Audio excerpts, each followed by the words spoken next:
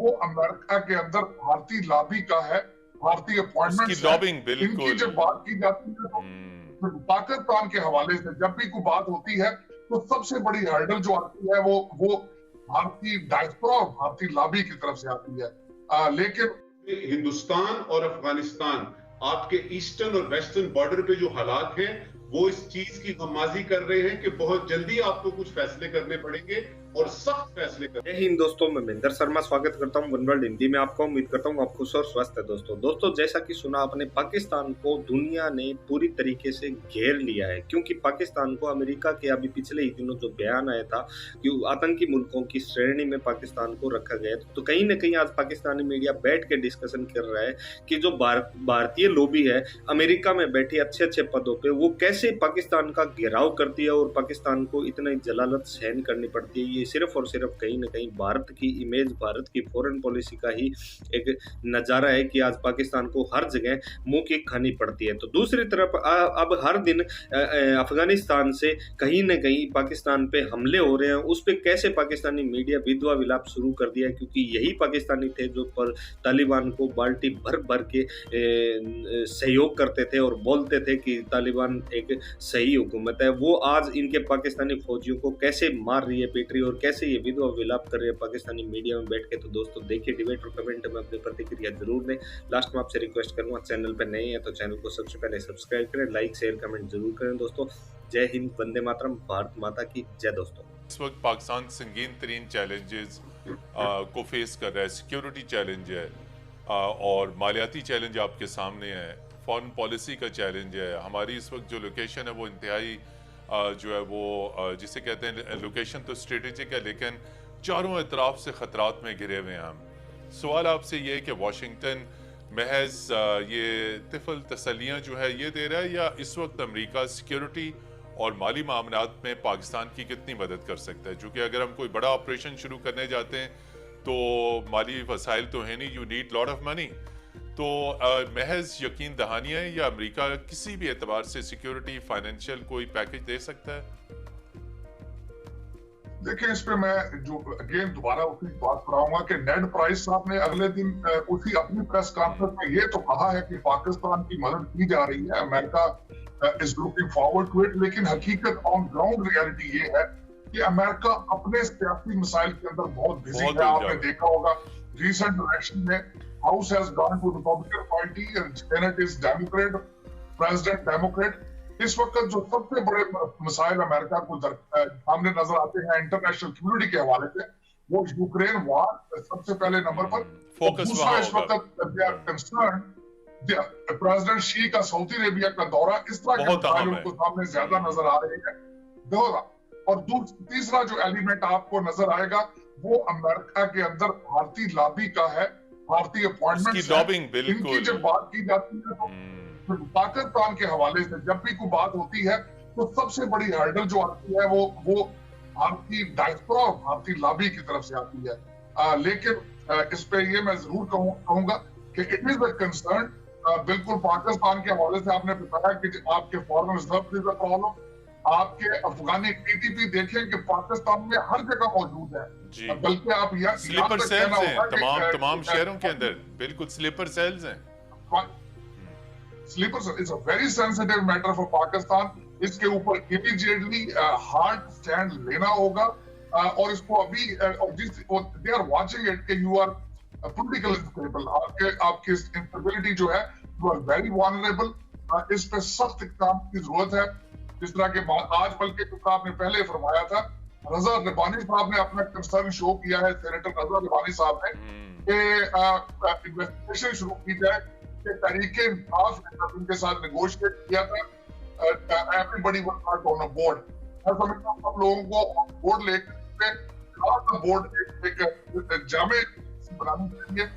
America के ऊपर try करना ज्यादा मैं समझता हूँ कि ज्यादती होगी, क्योंकि अमेरिका में जितना कह अपने अंदरूनी और पॉलिटिकल इंस्टेबिलिटी का इसका शिकार है। फाइनेंस भी स्ट्रॉन्ग नहीं है। They are given more than 100 billion to Ukraine और उनका सबसे ज्यादा फोकस यूक्रेन पर। एम्बेसडर नजमुल साकिब साहब, चूंकि आप डिप्लोमेट भी हैं तो ये फरमाइए कि जो दफ्तर खारजा में अहम तब्दीली आई है, डॉक्टर असद मजीद खान को क़यादत सौंपी गई है, बहुत मंजे हुए सफारतकार हैं। ये जो बात तारिर साहब ने भी की और डॉक्टर सईद मोहम्मद अली साहब भी अक्सर करते हैं कि वाशिंगटन में भारतीय लॉबी बहुत मजबूत है, भारतीय सफारतकारी बहुत मजबूत है, भारतीय बयानिया बहुत मजबूत है, हमारी कहानी नहीं सुनी जाती, हमारा बयानिया नहीं सुना जाता। तो आप समझते हैं कि दफ्तर खारजा में जो तब्दीलियाँ आई हैं, अगरचे के डिसीजन ऊपर पॉलिटिकल लेवल पे लिए जाते हैं, लेकिन फॉरेन सेक्रेटरी का भी बड़ा अहम रोल होता है, चूंकि वही सारी स्ट्रेटेजिक फॉरेन पॉलिसी पे वही ब्रीफिंग्स देते हैं। तो आप क्या देखते हैं जो नए सेक्रेटरी खारजा आए, ये जो चैलेंज है इस वक्त सिक्योरिटी का, टेररिज्म का, पाकिस्तान के बयानिए का, उससे वो किस तरीके से निपट सकेंगे? मदीन साहब, 35 साल मैंने दफ्तर खारजा में गुजारे हैं हैसियत एक डिप्लोमेट के। उससे पिछले जो हालात थे उनको भी थोड़ा बहुत पता है, जो हम बाद में हुए हैं उनका भी पता है जी। मेरी नॉलेज में नहीं है कि कभी फॉरेन ऑफिस को इस तरह की सूरत हाल पेश आए कि समझ ही ना आए कि फॉरेन सेक्रेटरी किस लगाना है। मिसाल के तौर पे हमारे मेरे बैचमेट हैं, बड़े प्यारे दोस्त हैं जौहर सलीम साहब, सीनियर पोस्ट थे, इस्लामाबाद मौजूद थे, कॉम्पिटेंट ऑफिसर हैं, उनको एक्टिंग चार्ज दिया गया। अच्छा, उसके बाद असद मजीद साहब आए, वो भी अच्छे अफसर हैं हमारे, लेकिन वो मुसीबत ये है कि वो 4-5 महीनों बाद रिटायर हो रहे हैं। अब सवाल ये है कि एक सीनियर शख्स को आपने साइडलाइन कर दिया, सीनियर और कॉम्पिटेंट को साइडलाइन कर दिया, उससे जूनियर को आपने बना दिया फॉरेन सेक्रेटरी। जो सीनियर थे वो छुट्टी में चले गए हैं, मगर ये फॉरेन सेक्रेटरी अभी बने हैं जिन्होंने चार्ज लिया है कल को, उनके पास 4-5 महीने हैं। ये बताइए 4-5 महीने के वो फॉरेन ऑफिस के कमरे गिनेंगे या वो फॉरेन पॉलिसी की तरफ जो देखेंगे? बहुत शिद्दत आपने जो इशारा किया, देखिए चैलेंजेस बड़े गंभीर हैं।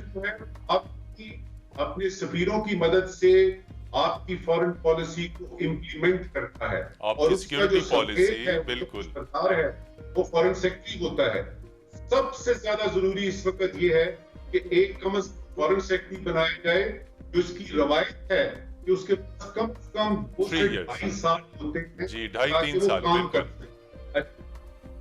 दूसरी बात जो यहाँ पे बात हो रही है यानी इसकी कि जो अमेरिका के ताल्लुकात और पाकिस्तान और ये सारा कुछ है स्ट्रेटजी वगैरह, देखिए अफगानिस्तान को अभी तक समझा ही नहीं गया।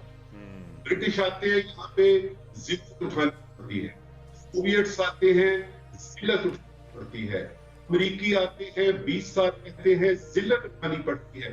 इसलिए आपको पता ही नहीं है कि क्या कौम है, ये कौन लोग हैं जिनका कल्चर आपने समझना है, या फिर जानबूझ के आपने करती। आपको पता था कि हालात ऐसे रहेंगे, लेकिन आपने उनके साथ ताल्लुकात। अब सबसे अहम सवाल ये है वकील साहब जी, इससे पहले कि आप इस पे जाएं, सबसे अहम सवाल ये है कि पाकिस्तान नई कोऑपरेशन स्कीमें तैयार कर रहा है ना, रब्बानी हर साहबा जा रही है वहां पे, और साथ हमें पता लग रहा है कि हमारे पानी पे हमला हो गया है।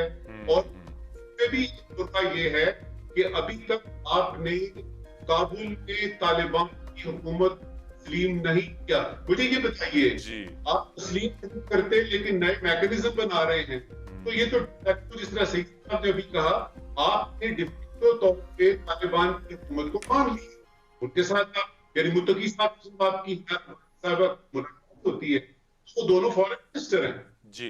तो आप किस हुकूमत, इसमें 2-3 बड़े अहम पहलू हैं इस्लामाबाद को ट्रैवल देनी पड़ेगी कि ये इस तरह से नहीं चलता इंटरनेशनल में। आप कहते हैं कि जी हम इसको कबूल नहीं करते, हम ये नहीं मानते, लेकिन हम उनके साथ नए ऑपरेशन की तरफ जा रहे हैं। बहुत जरूरी है अस्करी और जो क़यादत है वो कम से कम नेशनल इंटरेस्ट के मामला में कहे कि सियासत की रहेगी, स्नैप इलेक्शन होने हैं या टाइम पे होने हैं, ये होते रहेंगे। सबसे पहले जरा अपनी सिक्योरिटी का कीजिए, और उसमें हिंदुस्तान और अफगानिस्तान आपके ईस्टर्न और वेस्टर्न बॉर्डर पे जो हालात हैं वो इस चीज की गम्माजी कर रहे हैं कि बहुत जल्दी आपको कुछ फैसले करने पड़ेंगे और सख्त फैसले करने पड़ेंगे करेगा। और ये स्टेटमेंट आती है चंद दिन पहले जब अमेरिका ने टीटीपी को बैनुल-अक़वामी दहशतगर्द तंजीम डिक्लेयर किया, उसके चंद दिनों बाद आती है। तो आप क्या समझते हैं कि अमेरिका तो हमेशा पाकिस्तान के बारे में डाउटफुल रहता था, एतमाद का फुकदान होता था, तो अब दोनों एक पेज पे नजर आते हैं पाकिस्तान और America in counter terrorism operation. जी बहुत शुक्रिया जी। ऐसे ही है कि आप देखिए कि ट्रंप इंतज़ामिया के दौरान हमारे दरमियान जो फासले थे उनमें कुछ इजाफा हुआ था, लेकिन यूँ नज़र आता है कि जो मौजूदा इंतज़ामिया है इस्लामाबाद में और जो वाशिंगटन के अंदर जो इंतज़ामिया है उनकी बतदरीज ये कोशिशें जारी हैं कि दोनों ममालिक के दरमियान ताल्लुकात को बेहतर बनाया जाए। अगरचे पाकिस्तान में एक बड़ी तशवीश पाई जाती है, इस्लामाबाद में भी, पिंडी में भी, कि जो भारत के साथ इनका बढ़ता हुआ तस्वीराती ताउन है टीटीपी का नहीं, अमेरिका का। लेकिन उसके बावजूद इस्लामाबाद की और पिंडी की ये कोशिश रही है कि ख़ास तौर पे काउंटर टेररिज्म एक ऐसा इशू है जो कि ग्रेट पावर पॉलिटिक्स की तरफ जो अमेरिका का बढ़ता हुआ रुझान है उसके बावजूद एक बदस्तूर एक ग्लोबल चैलेंज है। और जो मौजूदा अमेरिकी इंतज़ामिया है उसमें ये रियलाइजेशन पाई जाती है कि ये एक इशू रहेगा और एक मेजर नेशनल सिक्योरिटी चैलेंज है। ताहिर साहब, आप क्या समझते हैं अमेरिका की जानिब से ये जो कहा गया है कि जी टीटीपी और दाश खुरासान के खिलाफ घेरा तंग किया जाएगा, पाकिस्तान के साथ तावन किया जाएगा, तो पहले तो कभी ऐसी चीज़ नहीं थी। पहले तो पाकिस्तान से डू मोर का मुतालबा किया जाता था। आप कहते हैं अब मिल के हम लड़ेंगे, तो आप इस पॉलिसी में तब्दीली को कैसे देखते हैं?